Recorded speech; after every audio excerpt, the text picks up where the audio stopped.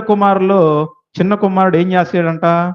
తన ఆస్తి మొత్తాన్ని తీసుకొని దూర దేశానికి వెళ్ళి ఆ వచ్చినటువంటి డబ్బుతోటి దుర్వ్యాపారం చేసి దుర్వ్యసనాలకు అలవాటు పడి తన దగ్గర ఉన్నదంతా పోగొట్టుకొని చివరికి కనీసము పందులు తినే పొట్టుకి ఆశపడి అటువంటి భయంకరమైన పరిస్థితుల్లోకి వెళ్ళినటువంటి కుమారుడు మరలా తిరిగి ఎక్కడికి వచ్చినప్పుడు తన తండ్రి దగ్గరికి వస్తున్న సమాచారం వినగానే, రాకముందే నా కుమారుడు వచ్చాడు అన్న సందర్భం అక్కడ దూరం నుంచే చూసి తండ్రి నా కుమారుడు వస్తున్నాడు అన్న సమాచారాన్ని విని పరిగెత్తుకొని వెళ్ళి కౌగులించుకొని ముద్దు పెట్టి తన ప్రేమను వ్యక్తపరుస్తున్నాడు. అందులో మనకేం కనిపిస్తుంది?